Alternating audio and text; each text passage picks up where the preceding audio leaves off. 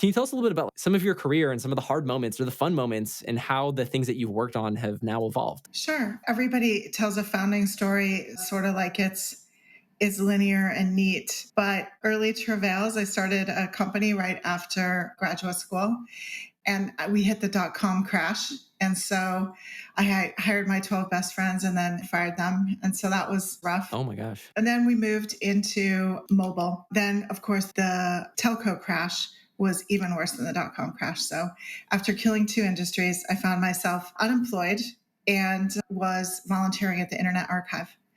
And that's where I worked on recall.archive.org. It was a phrase-based search engine over the Wayback infrastructure, and it was history-based. So you could see what the search would look like back in time. So you could search for Clinton from like 1996 and prior, and it would be all about Bill Clinton. And then later it became more about Hillary Clinton. So you could really see how searches change over time. I found that to be a really fun project. And like a lot of engineers, I got really into it. So I couldn't stop, even though I was doing it as a volunteer.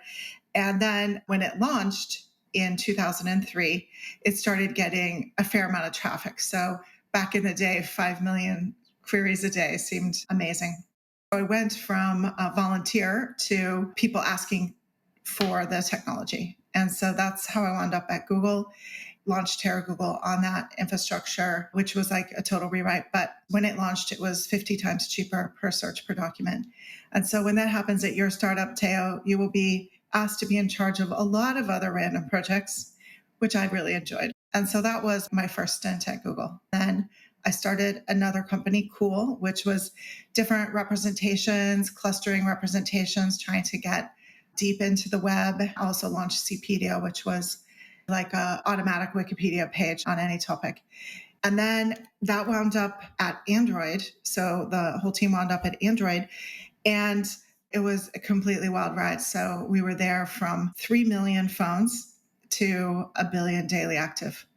And it was incredibly rewarding. Both search, bringing information to people, and mobile phones, which bring information to people in remote places, and also a safety factor. People kind of feel safer with a cell phone, but actually statistically, they are safer with a cell phone. And then after we were starting up an AI group at Google, and I was taking product pitches from various groups about how to make AI come to life in their products. Our thinking was, oh, who here has a PhD in AI? So there were a few of us at Google. By that, of course, there are a lot. Pretty soon I said, oh, we should talk to startups to make these ideas a reality. And the second I started talking to entrepreneurs again, I was like, I have to do this for a job. So we started early stage seed funds, Gradient Ventures. We do seed in a lot of AI companies. So it's pretty exciting.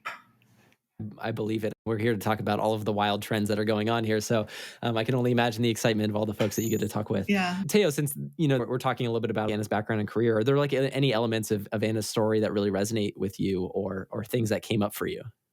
I found it fascinating that you've been attracted to startups from the get-go and like tried something, it failed, and then went to Google and did it again like a couple of times, and now back to startups at Gradient Ventures.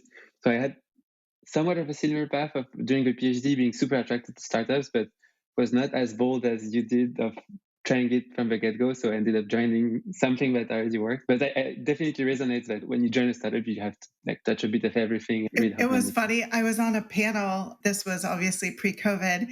And I said, when I started my first company, I had $30 in the bank, and I was heckled by somebody in the audience. They heckled me and said, $30 in the bank, you should have joined a company. And I said, I think that's the definition of an entrepreneur. I figured whatever I was going to pay myself was more than what I made as a grad student.